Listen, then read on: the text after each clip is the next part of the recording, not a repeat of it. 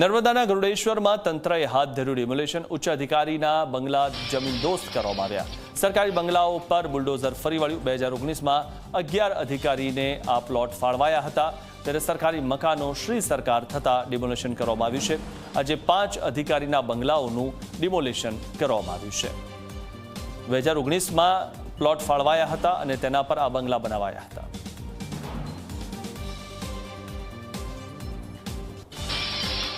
તો ગરુડેશ્વરમાં સરકારી અધિકારીઓના ડિમોલેશનનો મામલો. ધારાસભ્ય દર્શના દેશમુખે ડિમોલેશનને યોગ્ય ગણાવ્યું.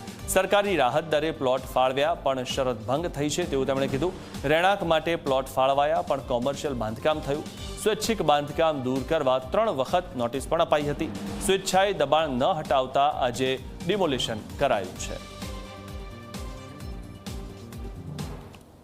અત્યારે કામ થઈ રહ્યું હતું અને જે રીતના એમના મકાન બની રહ્યા હતા એમાં પણ શરત ભંગ થતી હતી અને સાથે શરત ભંગની સાથે નગર નિયોજકની પાસે જે આપણે પ્લાન એસ્ટિમેટ ને બધું મંજૂર કરાવવાનું હોય છે એ પણ કરાવ્યું ન હતું અને એના આધાર ઉપર આજે આ એસઓયુ વિસ્તારમાં આવતો વિસ્તાર હતો એટલા માટે જ આજે સરકાર દ્વારા જે નિર્ણય કરવામાં આવ્યો એ સરકારની જે પારદર્શક નિર્ણય કરવાની જે એમની એ છે અને એના લીધે જ જે ખોટું થઈ રહ્યું હોય ત્યાં માનનીય મુખ્યમંત્રી ભૂપેન્દ્રભાઈ પટેલની સરકાર દ્વારા નેતા અધિકારી કે કોઈ બુટલેગર હોય પરંતુ કોઈને પણ છોડવામાં આવતા નથી અને સરકાર દ્વારા એમના માટે જે નિર્ણય કરવામાં આવે છે એ સચોટ નિર્ણય હોય છે.